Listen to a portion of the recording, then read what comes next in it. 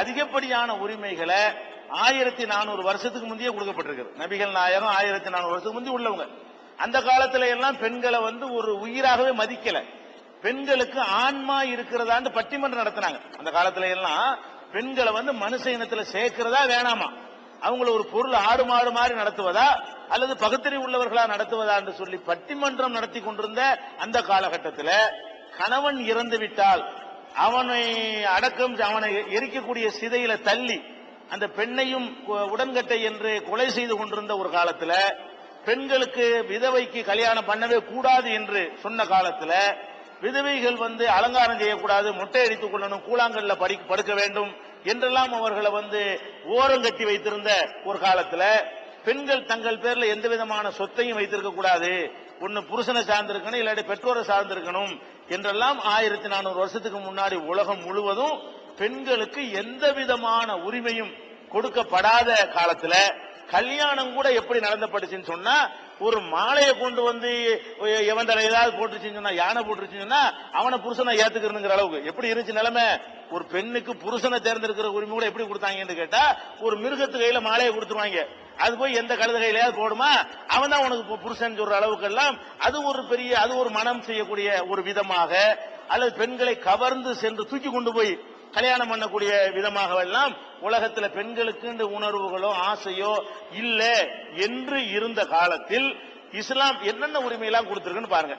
பெண்களுக்கு முதல்ல வாழுகிற உரிமை, வாழ்ற உரிமையை எக்காலத்தும் பறிக்க கூடாது, அது இருந்துச்சு அந்த காலத்துல.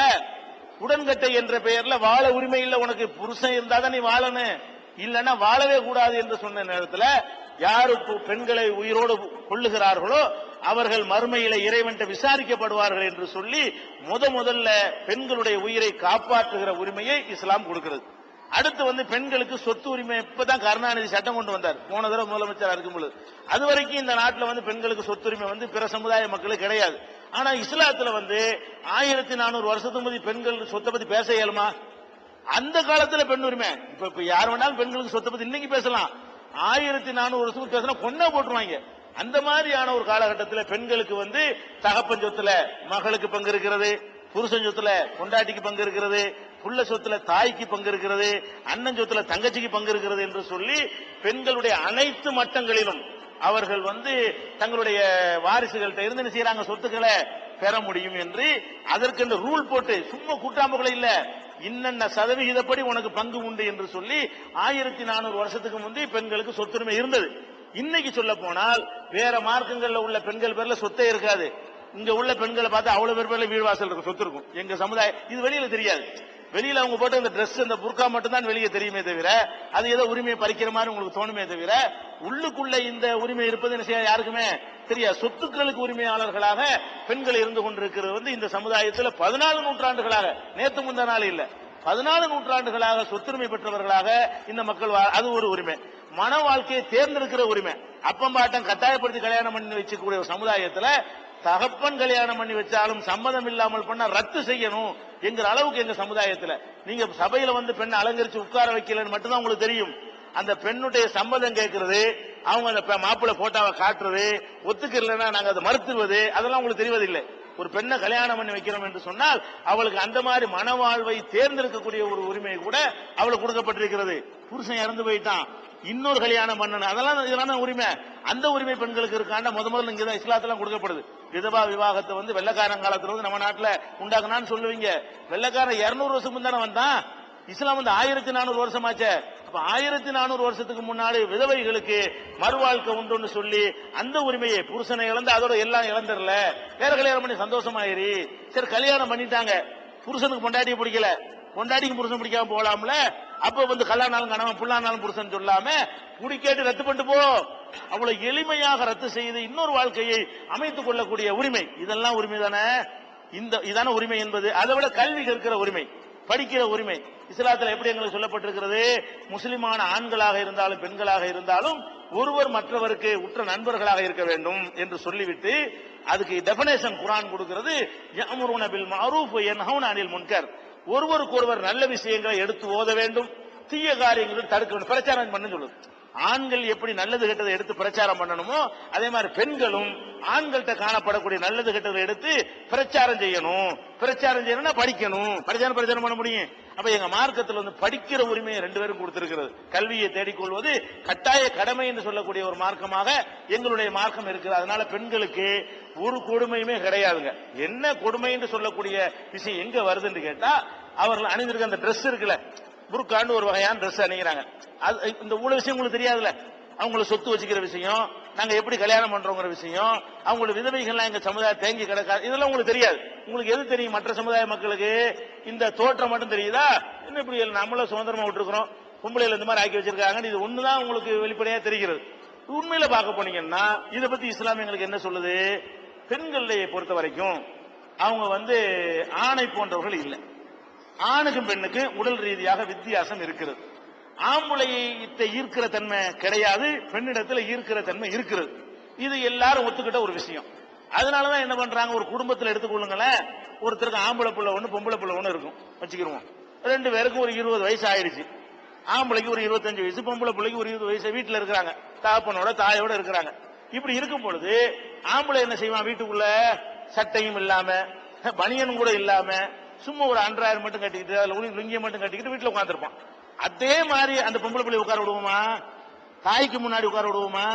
தகப்பனுக்கு முன்னாடி உட்கார விடுவோமா? பெத்த அப்பனுக்கு முன்னாடி கூட ஒரு பெண்ணை அப்படி உட்கார விடுவோமா? விட மாட்டேங்கிறோம். நம்மளே விளங்குறோம் ஆம்பளைக்கும் பொம்பளைக்கும் வித்தியாசம் இருக்குது. உடற்கூறுல ஆம்பளைக்கும் பொம்பளைக்கும் என்ன இருக்கு, வேறுபாடு இருக்கிறதுன்னு நம்மளே என்ன செய்யறோம், விளங்கி வச்சிருக்கிறோம். அப்ப அந்த அடிப்படையில இஸ்லாம் என்ன சொல்லுதுன்னு கேட்டா, அந்த வேறுபாடு எவ்வளவுங்களா சண்டை, எல்லாரும் வேறுபடுத்ததான் செய்யறீங்க. ஆம்பளைக்கு அனுமதிக்கிற அதே உடையை பெண்களுக்கு யாரும் அனுமதிக்க மாட்டீர்கள். ஆம்பளை குறைஞ்சபட்ச ஒரு மூட்டை தூக்கணும் என்ன உடை அணிகிறானோ அதே வேலையை செய்யக்கூடிய ஒரு பெண் அப்படி அணிவாளா? ஒரு கட்டடத்தை கட்டுறதுக்கு கொத்தனார் நிப்பாரு, அவர் வந்து கோமணத்தை மட்டும் கட்டி நிப்பாரு, மேல ஒண்ணுமே இருக்காது. அவனுடைய பொண்டாட்டி சித்தால் வேலைக்கு போற பொம்பளை எல்லாத்தையும் மறைச்சிட்டு நிக்கணும். ஏன் அவளும் அது மாதிரி கோமணத்துக்கு நிக்க வேண்டியதானே? அது இப்படிங்க பொம்பளை வேற ஆம்பளை வேற நம்ம மனசாட்சி சொல்லுதா இல்லையா? அது மாதிரி களை எடுக்கிற வேலை, நாத்து நடுற வேலை, அதுல எல்லாம் ஈடுபடும் என்ன செய்வாங்க, பொம்பளைக்கு ஆம்பளைக்கு ஒரே சமமான அளவுக்கு ட்ரெஸ் போடுறாங்களா? போட மாட்டேங்கிறாங்க. அப்ப நம்ம என்ன விளங்குறோம், பெண்கள் ஆண்களை விட கொஞ்சம் கூடுதலாக மறைக்கணும். இது எல்லாரும் ஒத்துக்கிட்ட விஷயம். முற்போக்காளர்கள், பிற்போக்காளர்கள், படித்தவர்கள், படிக்காதவர்கள், மதவாதிகள், மதத்துக்கு வெளியே உள்ளவர்கள், முஸ்லிம்கள், இந்துக்கள் என்று எல்லாருமே ஆணுக்கும் பெண்ணுக்கும் சம அளவில் இல்ல டிரெஸ், வித்தியாசம் இருக்கிறது என்பது எல்லாருமே ஒத்துக்கிட்ட ஒரு விஷயம். பெண் உரிமை இயக்கங்களோட என்ன பண்ணாங்க தெரியுமா? பொம்பளையில வந்து இந்த ஜட்டியோட போட்டு 2 பீஸோட போட்டு போஸ்டர் விட்டுவாங்களா, அதுக்கு தார் பூசினாங்க. ஏன்? அது உரிமை இல்லை, அதெல்லாம் மேற்று அவங்களும் வழங்கி வச்சிருக்காங்க. பொம்பளை இப்படி இருக்க கூடாது யார் வழங்குறா? பெண் உரிமைக்கு போராடக்கூடிய இயக்கங்கள் கூட அது என்ன 2 பீஸ்ல பொம்பளையை காட்டுறீங்கன்னு சொல்லி தார் பூசினாங்களா இல்லையா? மகளிர் அணிகளாம் சேர்ந்து போராடினாங்க. அப்ப நம்ம என்ன விளங்குறோம், ஆண்களை விட பெண்கள் கொஞ்சம் கூடுதலா மறைக்கணும். இதுல எல்லாரும் உடன்படுறோம். யாரும் சம உரிமை கொடுக்கவே இல்லை, வித்தியாசமான உரிமையை தான் கொடுத்திருக்கிறோம். அந்த அளவு இஸ்லாம் என்ன சொல்லுதுன்னு கேட்டா, முகம் வெளியே தெரியறது அவசியம், கை தெரியறது அவசியம், மத்தது ஏன் தெரியணும்? அங்கதானே ஒரு ஆண் வந்து ஈர்க்கப்படுறான், அதனால ஒரு ஆணுடைய சபலம் ஏற்படுகிறது. அதனால முகம் கையை தவிர இந்த கருப்பு ட்ரெஸ் போட்டுக்கிறங்க, ஒரு வெள்ளை ட்ரெஸ் போட்டுக்கிறங்க எங்க மார்க்கம் சொல்லல. இதெல்லாம் இந்த காலத்துல கண்டுபிடிச்ச புதிய புதிய ஃபேஷன்கள் இதெல்லாம். ஆனா எங்க மார்க்கத்துல எந்த ட்ரெஸ் வேணாலும் போட்டுக்கிறங்க, ஆனால் முகம் தெரியலாம், கை தெரியலாம், மற்றது வெளியே தெரிய வேண்டிய அவசியம் என்ன? ஒரு பொம்பளைக்கு வந்து மற்ற பகுதிகள் வெளியே தெரிய வேண்டிய தேவை என்ன? அவ்வளவு வேணாம். இப்ப நம்ம உட்கார்ந்துருக்காரு, அந்த ஐயா உட்கார்ந்துருக்காரு, அவருக்கு முகமும் கையும் தான் தெரியுது, ஃபுல் ஹேண்ட் போட்டிருக்காரு, ஏத்தாப்புல உட்கார்ந்துருக்காருல, அவர் முன்னேறலையா? அவர் இந்த மாதிரி இருப்பது வந்து முன்னேறது தடையா? இந்த ஐயா உட்கார்ந்துருக்காரு, முகமும் கையும் தான் தெரியுது. ஒரு ஆம்புல ஃபுல் ஹேண்ட் சட்டை போட்டா எல்லாரும் எடுத்துக்கிறங்க, முழுக்கை சட்டை போட்ட எல்லாரையும் பாக்குறோம், இவ்வளவுதான் தெரிகிறது, மூஞ்சி தெரிகிறது. இந்த ரெண்டும் தெரிகிற வகையில் அவருக்கு படிக்க முடியலையா? வேலைக்கு போக முடியலையா? முன்னேற முடியலையா? இதுதான் முன்னேற்றத்துக்கு தடையா இருந்தா நம்மளுக்கு எல்லாம் தடையா இருந்திருக்கணுமே. மன்மோகன் சிங் அதுக்கு மேல தலைப்பாவரை சேர்த்து கட்டிக்கிட்டாரு, அவருக்கு பாதி மூஞ்சி தான் தெரியுது, பிரதமர் ஆக முடியலையா? கையும் பாதி மூஞ்சியும் தெரிஞ்சுக்கிட்டு ஒருத்தர் பிரதமர் ஆக முடியும் என்று சொன்னால் நம்ம என்ன நினைக்கிறோம், ஆடைகளை குறைக்கிறது தான் முன்னேற்றத்துக்கு வந்து அறிகுறி நம்ம நினைக்கிறது. எப்படி இது ஒரு அறிவுபூர்வமான விஷயமா? அப்ப நம்ம என்ன விளங்கணும், அதாவது யாரு வந்து அதிகமா மூடிக்கொள்ளணுமோ அவர்கள் அதிகமா மூட மாட்டேங்கிறாங்க, யாரு கம்மியா மூடனா போதுமோ அவங்க அதிகமா மூடிட்டு உட்கார்ந்துருக்கீங்க. உள்டா தலைகீழ இப்ப நிலைமை போயிட்டு இருக்கு. நீங்க இதெல்லாம் மறைக்க தேவை கிடையாது. ஆனா இவங்க பெண்கள் என்ன பண்றாங்க, வருத்தப்பட்டுக்கிற கூட நான் யதார்த்தத்தை சொல்லுகிறேன், பெண்கள் என்ன செய்றீங்க, இடையில டிரெஸ் போடும் போது இடையில இந்த இடைவெளி விட அவசியம் என்ன?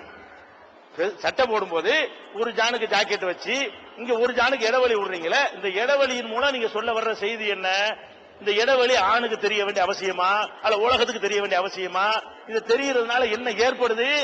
இதுலதான் ஒருத்தனுடைய பார்வை போகுது. ஒவ்வொரு ஆம்பளைய பார்வை அந்த இடைவெளியில போகுதா இல்லையா? சினிமாவோட கூட க்ளோஸ் அப்ல அத்தனை எடுத்து காட்டுறான், ஆம்பளட் போட்டு காட்டுறானா இல்லையா? அந்த அளவுக்கு அதை தூக்கி காட்டுறது காரணமே என்ன? அந்த அந்த இடம் வந்து ஈர்க்கக்கூடியதா இருக்கு. ஒரு ஆம்பளை ஈர்க்கக்கூடியதா இருக்கிறது. அவங்களுக்கும் தெரியுது, பொம்பளைகளுக்கு தெரியுதுனா என்ன செய்யறது? ஒரு ஆம்பளையும் கோத்திக்கிறாங்க, இப்படி பிடிக்கிறாங்க. அதை எப்பவும் வச்சுக்க வேண்டியானத? ஒருத்தன் வரும்போது மட்டும் இப்படி இப்படி செய்யாம தெரியாம பாப்பானா இல்லையா? அவங்களுக்கு அது உணர்றாங்க. என்ன உணர்றாங்க? ஒரு மாதிரி பாக்குறான், கண்ணு எங்கேயோ போகுது, விளங்குறீங்களா இல்லையா? அப்ப ஒருத்தனுடைய ஆம்பளுடைய கண்ணு எங்க போகுதுன்னு தெரியுது.